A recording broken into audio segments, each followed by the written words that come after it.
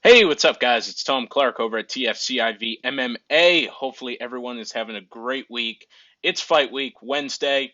We had Media Day today, and it is finally time for the trilogy UFC London, UFC 286. Kamaru Usman looks to reclaim his belt, which he lost last August in Salt Lake City against Leon Edwards, and this is going to be a hell of a fight, guys. Kamaru's finally the hunter and not the hunted, and it's going to be interesting to see how he takes it, especially coming off a big knockout loss his last time out.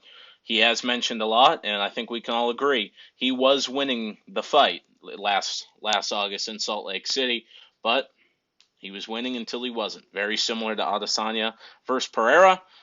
You're winning until you're not. You can be having the best performance of your life, but if you get caught, you lose. And we saw that with Usman being up on the cards, probably cruising his way to a 49-46, and Leon Edwards hits him with a phenomenal head kick, set up perfectly. So it's going to be great. Can Leon keep riding the high and get the win this time? Can Kamaru reclaim the gold he lost? It's going to be interesting to see, and I cannot wait. But I'm going to break down the full main card and then a couple fights on the prelims that caught my eye that I really wanted to go over with you guys. So let's dig into it. Let me know what you guys think, and we'll get some fights going. We're going to start off. One that caught my eye was Jai Herbert versus Ludwig Klein. This is going to be very entertaining. Obviously, Jai Herbert's 2-3 since coming into the UFC, but he has faced some tough opposition. I mean, he fought Ilia Topuria, and he hit a head kick that would knock a lot of people out, and Ilia Topuria ate it, and I have no idea how. But he is now coming off a win off Kyle Nelson, and he's going up against Ludwig Klein, who's actually the opposite at 3-2 in the UFC, coming off a win off Jones his last time out. So it's going to be interesting to see this one. Herbert comes in as the slight underdog at plus 135, with Klein closing about minus 155 as of now. And I'm really excited. Should be a banger. Two guys who will stand and throw.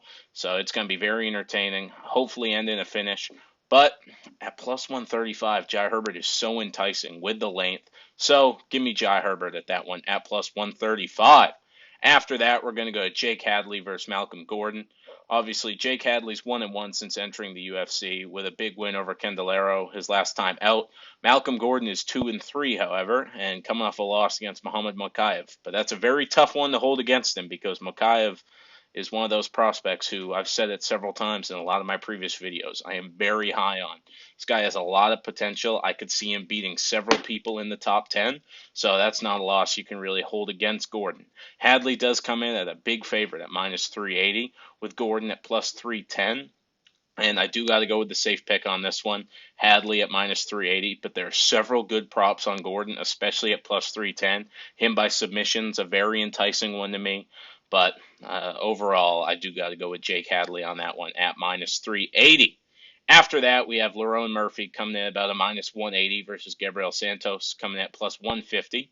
Lerone Murphy's 3-0-1 in the UFC with the one draw coming against Zabir Tukagov and coming off a win against Amir Khani, who's also fighting on this card, and Gabriel Santos stepping in for Nathaniel Wood on short notice, coming from LFA, making his UFC debut, and at plus 150, you can understand the bookmakers are really high on this guy, and he's a very intriguing prospect. But at only minus 180, especially when he's at a full camp and Santos is coming on short notice, give me Lerone Murphy on this one. I think he gets it done. Probably inside the distance, too, would be my pick. But very, very excited for that one and can't wait to watch it with you guys. Next, we got to go with my man Muhammad Mokaev, coming in at minus 800 versus Jafel Filo. And Filo comes in about a plus 550 or so for the night. Mokaev 3-0 in the UFC in 1 year, coming off the win against Gordon. And Filo coming off Dana White's Contender Series with an impressive win there.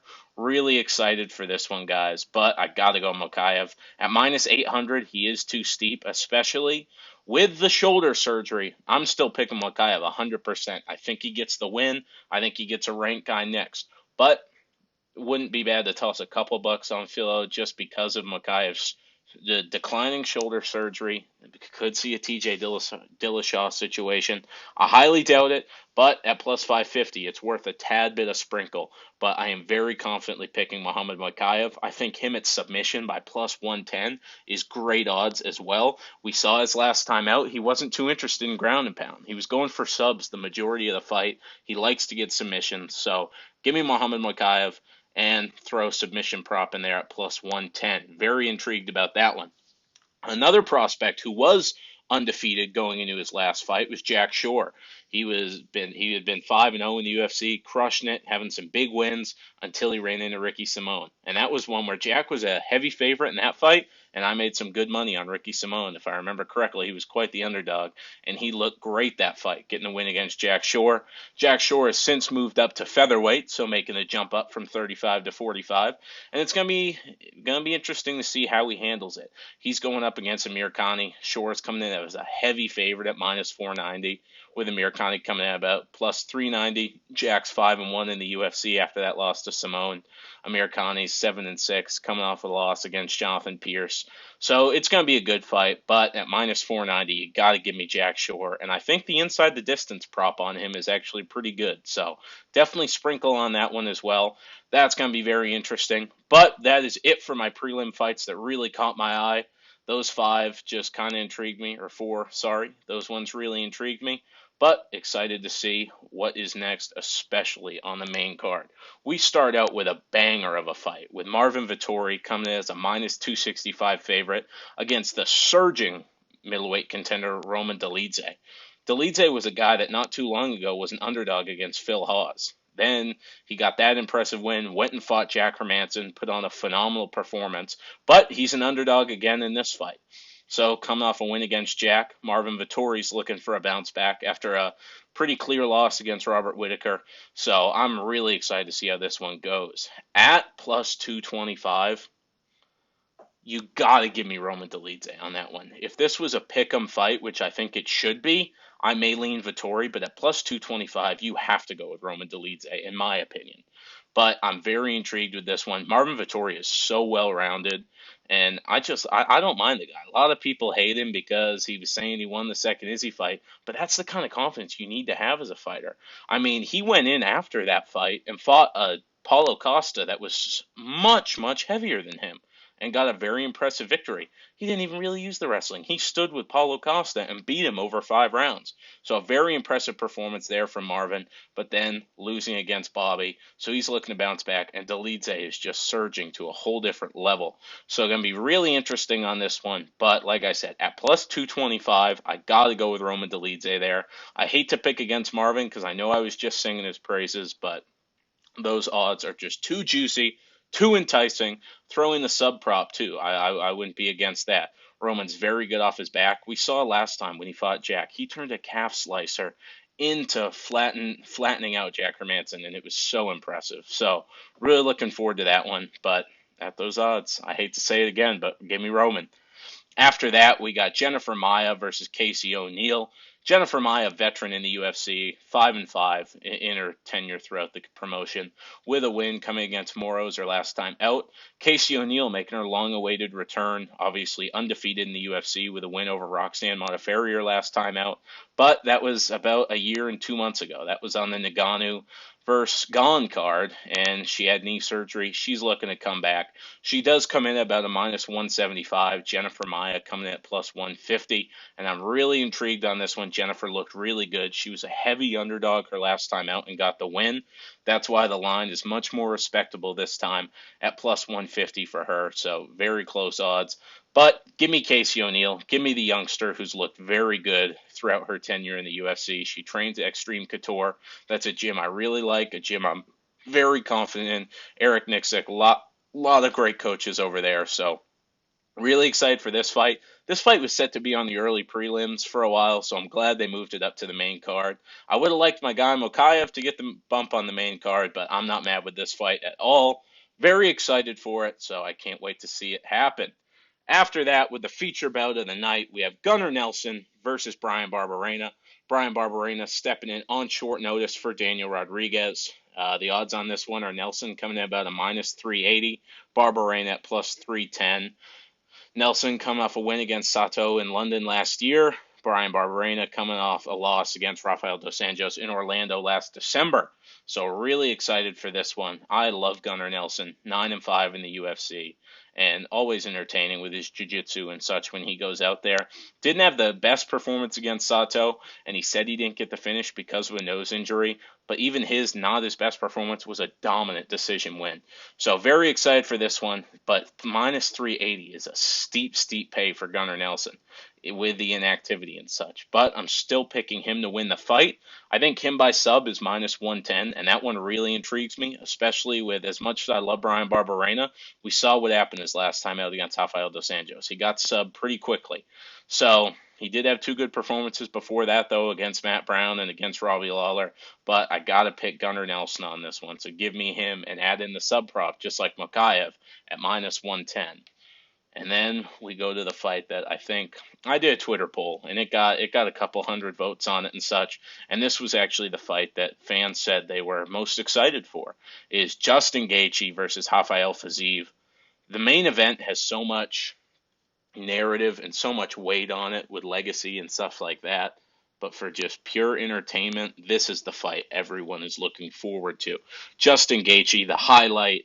6-4 in the UFC, but out of those 10 fights, I mean, it is a good fight every time he goes in there. It is entertaining, it's bloody, it's brutal, and it's going to be a great time. We saw what he did against Eddie Alvarez, Dustin Poirier. Obviously, those are ones he lost. But we saw what he did against guys like Michael Chandler, Tony Ferguson. Always entertaining when he goes out there. And Rafael Fiziev, a phenomenal Muay Thai champion, came to the UFC. He's 6-1, several impressive wins, and coming off a very good win against RDA, where he proved his cardio can go 5 rounds and he can finish fights late, finishing RDA in the 5th round. So very excited about this one. Minus 230 is pretty steep in my opinion, but I'm confident in Fiziev. Gaethje coming at about plus 195, and I would not fault you at all for picking Gaethje in this one because he can prove to be very durable sometimes, especially against strikers. We saw him get knocked down by Oliveira, but he said Oliveira was hitting harder than he had ever been hit. So it's going to be interesting to see how it all plays out. I'm going with Rafael Fiziev, but I would not be surprised at all if we got a Justin Gaethje win on this one. Very intriguing, very excited, and guaranteed violence. There's nothing better for a fight, especially a co-main event. So can't wait. And after all that, we get to the main event. Kamaru Usman versus Leon Edwards for the UFC welterweight title. We saw the fight in Salt Lake City. They had fought once before where Usman got the dominant decision and looked to be cruising his way to another dominant decision his last time out. Until that, pound for pound, headshot, dead. Very impressive by Leon. Set up the kick perfectly. Had been attacking the body all night, so when he threw the kick, Usman went to block to the body, kicked in the dome, out cold. So I'm very torn on this fight because minus 230 is very steep odds for a champion who just got knocked out. And it's tough because you look at the amount of champions coming off a knockout trying to reclaim their belt. I think they're like 3-11 or something like that. So it's not the best stat. But Kamaru Usman is clearly the better overall mixed martial artist. So I'm very torn on this one. But give me Kamaru Usman by decision. But if you want to go straight up money line, I wouldn't dock you at all. Minus 230. Cash it. Let's go. We're going with Usman, but very intrigued. I wouldn't be surprised if Edwards went out there. Usman, the way I see this fight going is Usman is going to lean very heavy on the grappling. It's going to be a very boring fight. It's not going to be entertaining. We're going to get a big high in emotions from Gaethje Fiziev, and then we're kind of going to be let down on this one. But Kamaru Usman is going to do what he needs to do to get his belt back, and I think that he's going to really utilize the clinching, really utilize the takedowns, and get the win via decision. That's just how I see it playing out, guys. Let me know if there are any picks you disagree with on this card, and I'd love to see what's next. I really want... Conor McGregor actually just had an interview with Ariel Helwani. I just finished listening to it before I shot this, but he's going to be there live. He's talking about if he beats Chandler, maybe a title shot. Wouldn't surprise me if the UFC gave it to him. But what I see happening after this fight, Khamzat Chimaev should have been booked at 185 already. He hasn't been, which leads me to believe the UFC wants him fighting winner, especially after Ramadan will make a 170 cut much easier for him. So I do think he probably is going to fight the winner, and that's why he hasn't been booked at 185 against Robert Whittaker yet. So as much as I'm excited for this fight, if I'm right there and Hamzat does get next, it doesn't matter who wins because he's going to steamroll both of them. I know I'm a little biased here, and a lot of people hate me for it, but going to be a great night of fights, guys. I can't wait. I hope that's the fight that happens next. Hamzat's so close at 170. You got to let him get that belt before he goes up to 85, so that way he can try for champ. But I cannot wait. Hopefully, a great night of fights, and I can't wait to talk to you guys Sunday to break it down. Also, got a sweet interview I should be taping tomorrow with a really entertaining young and up and coming fighter that a lot of you guys know. So I can't wait to share that one with you and have a great rest of your night. And let's hope for some awesome fights.